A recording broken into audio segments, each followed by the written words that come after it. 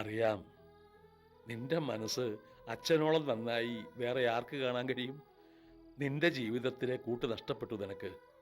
1000 സന്തോഷങ്ങൾ നിന്റെ അടുത്തേക്ക് വന്നാലും രവിയെ ഓർത്തുള്ള സങ്കടം 1000 കല്ലായി മനസ്സിൽ കിടക്കുമെന്ന് അച്ഛനറിയാം. പക്ഷേ അതും ഓർത്തിരുന്നാൽ നീതുമോളെ നീ മറന്നുപോകും. അത് പാടില്ല. അവള് ജീവിതം തുടങ്ങാൻ പോകുന്നതല്ലേ ഉള്ളൂ. ഇങ്ങോട്ട് പോന്നപ്പോൾ മുടങ്ങിപ്പോയ അവളുടെ പഠിത്തം ഇവിടെ തുടരണം. ഇനി ഈ ഒറ്റയ്ക്കിരുന്നുള്ള ആലോചനയൊക്കെ അവസാനിപ്പിക്കണം. അതിന് ഒന്നുകിൽ ഏതെങ്കിലും ഒരു ആശുപത്രിയിൽ ഡോക്ടറായിട്ട് ചേരണം. അമേരിക്കയിൽ ഇത്രയും കാലം ജോലി ചെയ്ത് നിന്നെ റാജിക്കൊണ്ട് പോകാൻ ധാരാളം ആശുപത്രിക്കാരുണ്ടാവും. അപ്പോഴേക്കും മീതുമോൾക്ക് നല്ലൊരു പയ്യനെ കണ്ടുപിടിക്കണം. വയസ്സ് 10-21 ആയില്ലേ. ഇനിയും കല്യാണം നീട്ടിക്കൊണ്ട് പോയാൽ ശരിയാവത്തില്ല.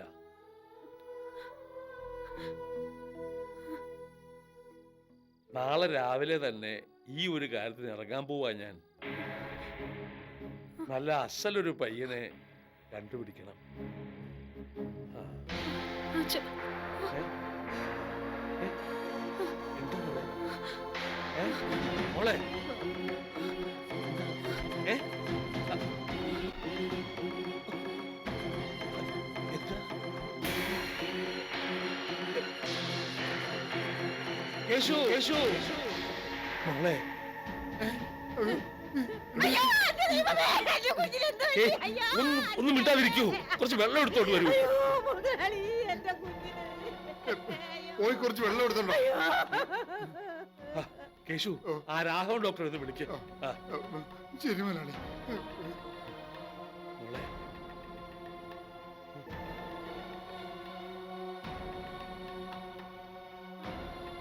ഈശ്വരാ. ഇല്ല ജോയിച്ചായ, ഇനിയും ആ വീട്ടിലേക്ക് കയറി ചെല്ലാൻ എനിക്ക് പറ്റത്തില്ല. ആ ബന്ധം അവസാനിച്ചതാ. അങ്ങനെ പറയല്ലേ സോഫി. നേരിട്ട് തറവാടുമായിട്ടുള്ള ബന്ധം പുതുക്കാനൊന്നും അല്ല ഞാൻ പറയുന്നത്. പണ്ട് സോഫിയോട് ഒത്തിരി സ്നേഹം കാട്ടിയവള മുതലാളിയുടെ മോള് പാർവതി. ഭർത്താവ് മരിച്ചിട്ട് പാർവതിയും മോളും അമേരിക്കയിൽ നിന്ന് ഇങ്ങോട്ട് പോകുന്നത്. അതൊരു മരണം സംഭവിച്ച വീടായിട്ട് കണക്കാക്കി ഒന്ന് അന്വേഷിച്ച് ചെല്ലണമെന്നേ ഞാൻ പറഞ്ഞുള്ളൂ. സോഫിയെ കാണുമ്പോൾ ഒരാശ്വാസം തോന്നത്തില്ലേ പാർവതിക്ക്? തോന്നുമായിരിക്കും ജോയിച്ചായ, പക്ഷേ ഇനിയും ആ വീട്ടിലേക്ക് പോകാൻ എനിക്ക് മനസ്സ് വരുന്നില്ല ജോയിച്ചായ. പാർവതി ചേച്ചി ആശ്വസിപ്പിക്കാനാണെങ്കിൽ പോലും വേണ്ട, എനിക്ക് വയ്യ.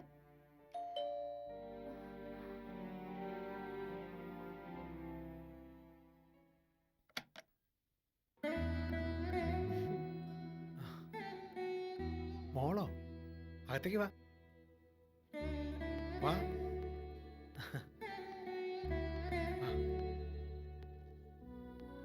സെലീന മോള്.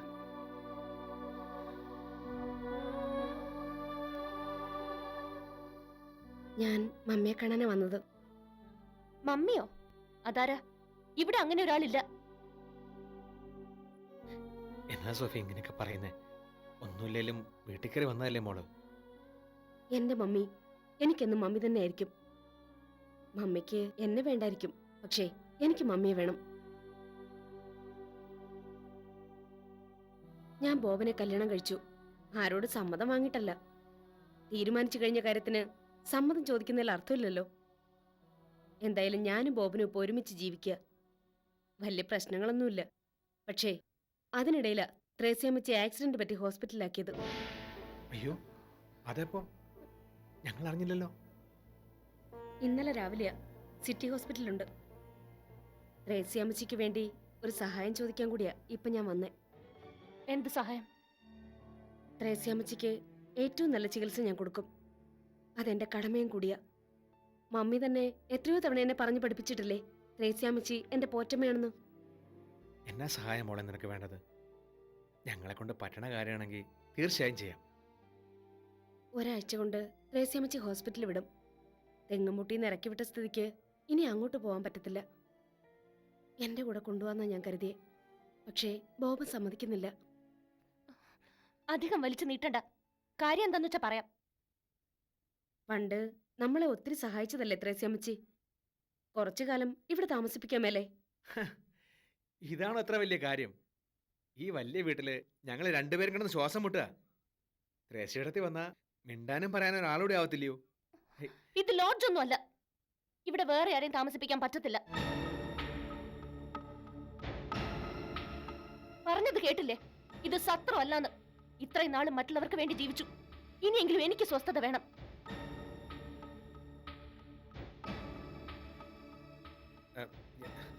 സോഫി, ഞാൻ ഇക്കാര്യത്തിൽ ജോയിച്ചാനൊന്നും പറയണ്ട. ഇനി ഈ ജന്മം ഒരാളുടെയും ഭാരം തലയിലേറ്റാൻ എനിക്ക് വയ്യ. കൊച്ചു ത്രേസ്യയുടെ നിത്യകാമകനുണ്ടല്ലോ നിന്റെ അപ്പൂപ്പൻ, അങ്ങോട്ട് പറഞ്ഞു വിട്. 2 കൈ നീട്ടി സ്വീകരിച്ചോളൂ. മതിയായി, എനിക്കെല്ലാം മതിയായി. ഒരാവശ്യം വരുമ്പോ എല്ലാവർക്കും സോഫിയ വേണം. എന്നിട്ട് കറിവേപ്പില പോലെ എടുത്ത് ദൂരെ കളയും. വേണ്ട, ഇനി ആരും ഒന്നും പറഞ്ഞ് ഇങ്ങോട്ട് വരണ്ട.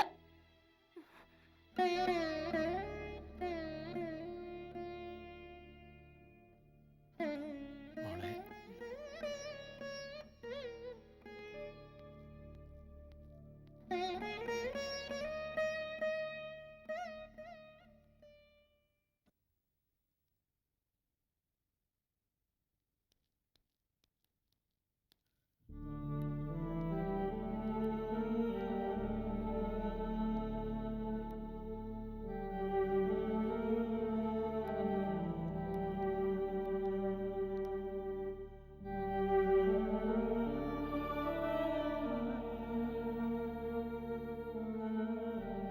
കൊച്ചേ, ഇത് ഞാനാ കൊച്ചേ. എഴുന്നേൽക്ക കൊച്ചേ. വിളിക്കണ്ട മുതലാളി, ബോധം തെളിഞ്ഞിട്ടില്ലെന്നല്ലേ ഡോക്ടർ പറഞ്ഞ്. വിളിക്കുന്നതിൽ കുഴപ്പമില്ല. അത്ര അടുപ്പുള്ളവരാകുമ്പോൾ ചിലപ്പോൾ ശബ്ദം കേട്ടാൽ തിരിച്ചറിയും. എന്താ നിങ്ങൾ തമ്മിലുള്ള ബന്ധം? ബന്ധമുണ്ടോന്ന് ചോദിച്ചാൽ സിസ്റ്ററെ, ഈ കിടക്കുന്ന ആൾക്ക് ജീവനും ജീവിതവും ഒക്കെ ആയിരുന്നു മുതലാളി. അങ്ങനെ ഒരു ബന്ധം ഈ ലോകത്ത് ഒരാൾക്കും വേറൊരാളിനോട് ഉണ്ടാവില്ല. എന്തിനാ കേശൂരി അതൊക്കെ പറയുന്നേ? കാലമെല്ലാം മാറ്റിമറിച്ചില്ലേ. എന്നെ തിരിച്ചറിയാൻ പോലും കഴിയാതെ എൻ്റെ കൊച്ചേ, ഒന്ന് കണ്ണു തുറന്ന് ഞങ്ങളെയൊക്കെ ഒന്ന് നോക്ക്. ആരെ തോപ്പിക്കാനാ ഇങ്ങനെ കിടക്കുന്നേ? എന്നെ തിരിച്ചറിഞ്ഞില്ലെങ്കിലും വേണ്ട, കൊച്ചൊന്ന് കണ്ണു തുറന്ന് കണ്ടാ മതി. ഈശ്വര, വിഷമിക്കില്ലേ മുതലാളി, ഈശ്വരൻ എന്തോ കരുതി വെച്ചിട്ടുണ്ടാവും. ഒക്കെ നല്ലത് വരുത്താനാണെന്ന് വിചാരിച്ച് സമാധാനിക്കാം. എന്നാലും എൻ്റെ കൊച്ചിനിങ്ങനെ വന്നല്ലോ. എത്ര നാളായി ആരെയും തിരിച്ചറിയാൻ കഴിയാതെ മറവിയുടെ ലോകത്തിങ്ങനെ. കൊച്ചിനെ എന്നിൽ നിന്ന് അകറ്റിക്കൊണ്ട് പോയത് എന്നെ ദൈവം ശിക്ഷിച്ചതായിട്ടാണ് ഞാൻ കാണുന്നേ. ഇപ്പോ ഉരിയാട്ടമില്ലാതെ എൻ്റെ കൊച്ചിങ്ങനെ കിടക്കുന്നത് കാണുമ്പോൾ സങ്കടപ്പെടാതെ മുതലാളി. കേശു, എൻ്റെ കൊച്ചു തിരിച്ചു വന്നില്ലെങ്കിൽ, പഴയതുപോലെ എന്നെ തിരിച്ചറിഞ്ഞില്ലെങ്കിൽ പിന്നെ പിന്നെ ഞാൻ ഉണ്ടാവില്ല. എന്തിനാ എൻ്റെ കൊച്ചില്ലാത്തൊരു ലോകം എനിക്ക് വേണ്ട. എനിക്ക് വേണ്ട, അങ്ങനെ ഒരു ജീവിതം വേണ്ട.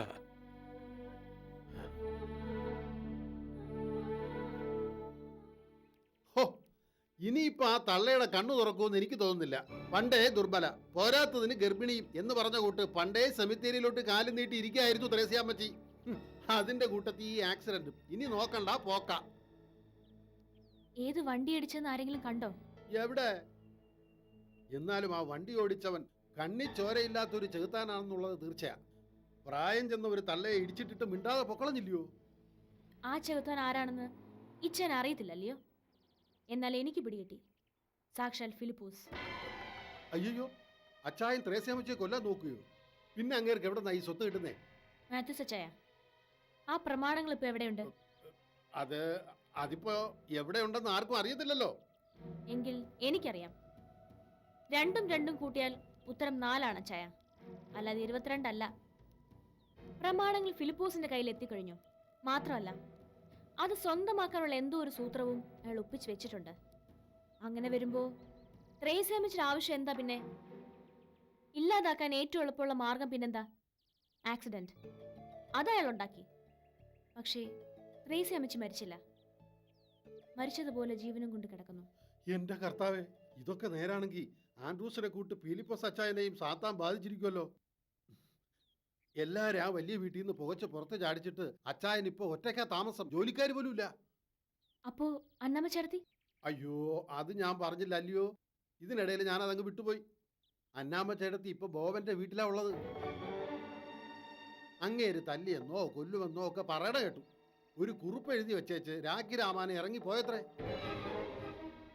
രാവിലെ ബോബൻ വാതിൽ തുറന്നപ്പോ വാടിയ ചീരത്തണ്ട് പോലെ ഉമ്മറത്തെ വെറും തറയിൽ വീണ് കിടപ്പായിരുന്നു ചേട്ടത്തി. അപ്പോ തെങ്ങുമൂട്ടിൽ തറവാട്ടിലിപ്പോ ഫിലിപ്പോസ് ഒറ്റയ്ക്കാണല്ലേ? അതെ കുഞ്ഞെ. ഇനിയിപ്പൊ ഞാൻ ചെന്ന് വല്ല സഹായവും ചെയ്തു കൊടുക്കേണ്ടി വരുമെന്നാ തോന്നുന്നേ. ചുമ്മാ തോന്നിയാ പോരാ, സഹായിക്കണം. കൈയും മെയ്യും മറന്ന് സഹായിക്കണം. ചിലപ്പോ ഈ ടീനയും പഴയ അമ്മായപ്പനെ പോയി സഹായിച്ചെന്ന് വരും. അയ്യോ, കുഞ്ഞ് അവിടെ പോവാനോ? എന്നാ കാര്യത്തിനാ? ഫിലിപ്പോസിനെ കെട്ടിയോളാവാൻ, അല്ലാന്തിനാ? റിച്ചി, പിന്നെന്തിനാണ് നീ അവിടെ പോകുന്നേ? വൃത്തികെട്ട കളികളൊക്കെ കളിച്ച് നിനക്ക് മതിയായില്ലേ? എന്നോട് പറഞ്ഞതും വാഗ്ദാനം ചെയ്തൊക്കെ നീ മറന്നോ? ഞാനൊന്നും മറന്നിട്ടില്ല. മറന്ന റിച്ചിയാ. അതുകൊണ്ടല്ലേ ഇങ്ങനൊരു വൃത്തിയുടെ എന്റെ മുഖത്തോക്കി പറഞ്ഞത്. എനിക്ക് ചില ലക്ഷ്യങ്ങളുണ്ട്. അതെന്റെ നന്മയോ സാമ്പത്തിക നേട്ടോ ഒന്നും ലക്ഷ്യം വെച്ചിട്ടുള്ളതല്ല. ത്രേസ്യമ്മച്ചിക്ക് ഞാനൊരു വാക്ക് കൊടുത്തിരുന്നു, അതെനിക്ക് പാലിക്കണം. വല്ലവരുടെയും ജീവിതത്തിൽ ഇടപെടാൻ നിനക്കാരാ അധികാരം തന്നത്? രക്ഷിക്കാനും ശിക്ഷിക്കാനും നീ ആരാ? പുണ്യാളത്തെയോ? താൻ ഒറ്റ ഒരുത്തന എന്റെ ഭാര്യ ഓരോ പടുകുടി കൊണ്ട് ചാടിക്കുന്നത്. അയ്യോ, ഞാൻ മിണ്ടിപ്പോരുത്. രണ്ടറ്റത്തും തീ കൊളുത്തി നടുവിൽ പിടിച്ച് രസിക്കുന്നവനാ താൻ. ഇറങ്ങി പോടാ അവിടെ നിന്ന്. ഇറങ്ങി പോവാൻ. ഈ മാത്യൂസിനെതിരെ ആരും ഇന്ന് വരെ വിരൽ ചൂണ്ടി സംസാരിച്ചിട്ടില്ല. തന്നെ ഓ, ഇതെന്നാ ഐഡിയ? കണ്ണി കൂടെ പൊന്നീച്ച പറന്നു. ഇറങ്ങി പോടോ. ഇറങ്ങി പോവാൻ.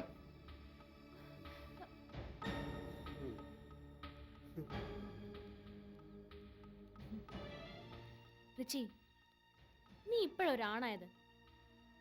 ഇപ്പൊ എനിക്ക് നിന്നോട് ശരിയായ പ്രേമം തോന്നി തുടങ്ങി.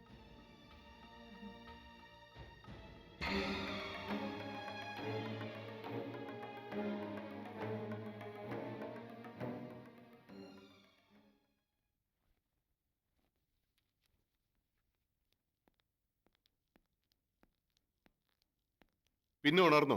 ഇല്ല ഡോക്ടർ, ഇടയ്ക്കൊന്ന് കണ്ണു തുറന്നു നോക്കി, അപ്പൊ തന്നെ മയങ്ങുകയും ചെയ്തു. ഇതുവരെ ബോധം തെളിഞ്ഞില്ലേ ഡോക്ടർ? ബോധം തെളിഞ്ഞു, പക്ഷെ ഒന്നും സംസാരിച്ചില്ല. സ്കാനിങ്ങിൽ ഇന്റേണൽ ഹെമറേജ് ഒന്നുമില്ല. എവിടെയെങ്കിലും രക്തം കട്ടപിടിച്ചതായിട്ട് കണ്ടെത്താനും കഴിഞ്ഞിട്ടില്ല. എന്ന് വെച്ചാ സാധാരണ നിലയ്ക്ക് കുഴപ്പങ്ങളൊന്നുമില്ലാതെ എഴുന്നേറ്റ് നടക്കേണ്ടതാ. പിന്നെന്താ ത്രേസ്യമ്മച്ചി എഴുന്നേക്കാത്തെ? ഒത്തിരി പ്രായമുള്ളതല്ലേ, ശക്തിയുള്ള മരുന്നുകൾ അകത്ത് നിന്നതിന്റെ ക്ഷീണമായിരിക്കും. പിന്നെ ബോധം പൂർണ്ണമായി വീണ്ടും കിട്ടുമ്പോൾ ചിലപ്പോൾ ആരും തിരിച്ചറിഞ്ഞില്ലെന്നും വരാം. അല്ലെങ്കിൽ തന്നെ ഓർമ്മക്കുറവുള്ള ആളാ ത്രേസ്യമ്മച്ചി. രോഗിയുടെ ബന്ധുക്കൾ കാര്യങ്ങൾ അറിഞ്ഞിരിക്കണം, അതുകൊണ്ട് പറയുന്നതാ. ദൈനംദിന കൃത്യങ്ങൾ പോലും പറഞ്ഞു പഠിപ്പിക്കേണ്ട അവസ്ഥ ചിലപ്പോൾ വന്നേക്കാം. എന്ന് വെച്ചാ കൊച്ചു കുഞ്ഞുങ്ങളെ നോക്കും പോലെ കൈകാര്യം ചെയ്യേണ്ട ഒരവസ്ഥ സംഭവിച്ചേക്കാം. ജീവിതകാലം മുഴുവൻ കർത്താവിനെ വിളിച്ചോണ്ട് നടന്ന ആളാ ത്രേസ്യമ്മച്ചി. ഒരു ദിവസം പോലും പള്ളിയിൽ പോകാതിരുന്നിട്ടില്ല. എന്നിട്ടും വിഷമിക്കണ്ട, we will try your level best. ചിലപ്പോ അത്ഭുതം സംഭവിക്കാം. ഡോക്ടർ, ത്രേസ്യമ്മച്ചിക്ക് ഏറ്റവും നല്ല ചികിത്സ കൊടുക്കണം. എത്ര പണം ചെലവാക്കാനും ഞാൻ തയ്യാറാ. ത്രേസ്യമ്മച്ചി പഴയതുപോലെ ആയില്ലെങ്കിൽ ഒന്നല്ല 2 ദുരന്തം ഞാൻ കാണേണ്ടി വരും. എന്റെ അപ്പൂപ്പൻ ഇത് താങ്ങാൻ പറ്റില്ല. പഴയതുപോലെ ത്രേസ്യമ്മച്ചി തിരിച്ചു വരുമെന്ന പ്രതീക്ഷയിൽ കഴിയുന്ന അപ്പൂപ്പൻ ആകെ തകർന്നു പോവും. അതുകൊണ്ട് എവിടെ വേണമെങ്കിലും ബെറ്റർ ട്രീറ്റ്മെന്റ് കിട്ടുമെങ്കിൽ ത്രേസ്യമ്മച്ചിയെ ഞാൻ കൊണ്ടുപോവാം. നോ, ഇപ്പൊ യാത്ര പാടില്ല. മാത്രമല്ല, ലോകത്തിൽ എവിടെയും കിട്ടുന്ന ചികിത്സ നമുക്ക് അമ്മച്ചിക്ക് ഇവിടെ തന്നെ കൊടുക്കാം. Trust me.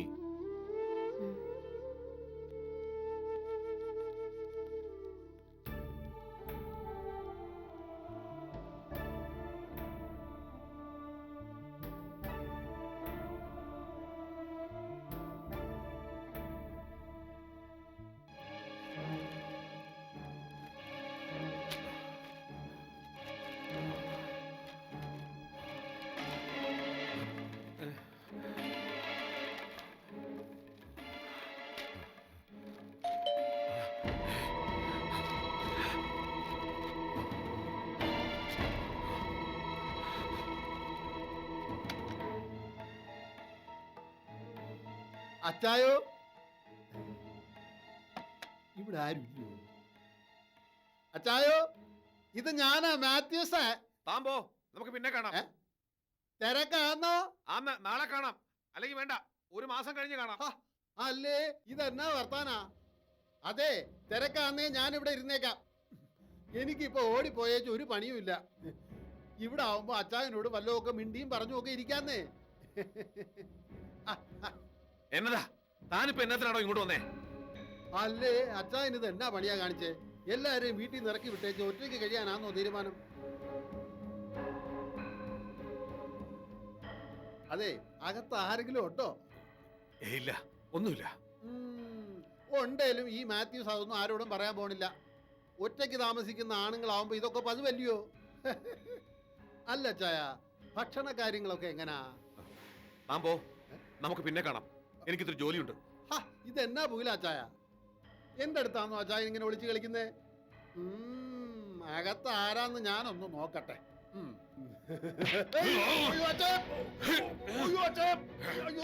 ഇതെന്നായി കാണിക്കുന്നേ എന്റെ കർത്താവേ? വേണ്ട വേണ്ട വേണ്ട.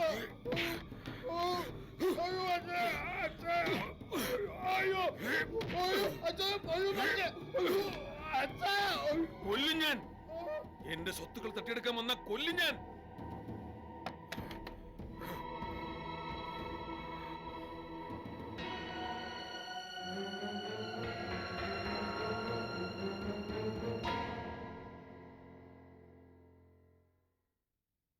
പണക്കുതിയനായ ഫിലിപ്പോസിന്റെ സമനില തെറ്റുകയാണോ? എല്ലാം മറന്ന് ഒന്നാകാൻ ദാഹിക്കുന്ന ബോവനും സെലീനയ്ക്കും ഇനിയും എതിർപ്പുകൾ നേരിടേണ്ടി വരുമോ? കൊച്ചു ത്രേസ്യ മരണത്തോട് മല്ലടിച്ച് കിടക്കുമ്പോൾ താൻ അമ്മച്ചേക്കാൾ സ്നേഹിച്ച അവരെ സോഫി കൈയൊഴിയുന്നത് എന്തുകൊണ്ടാണ്? കൊച്ചു ത്രേസ്യയ്ക്ക് വേണ്ടിയുള്ള കൃഷ്ണപിള്ളയുടെ കാത്തിരിപ്പ് ഇനിയും നീളുമോ? പഴയ ബന്ധങ്ങൾ തകരുമ്പോൾ പുതിയവ വിരിയുന്നു. കഥയുടെ പുതുവസന്തവുമായി നിങ്ങളെ തേടി കഥാപാത്രങ്ങൾ എത്തുന്നു. കാണുക. അരികിലില്ലേ ഞാൻ അരികിലില്ലേ, അരികിലില്ലേ ഞാൻ അരികിലില്ലേ, അണയാത്ത ജ്വാലയായി മനസ്സിലില്ലേ, അഴലിൽ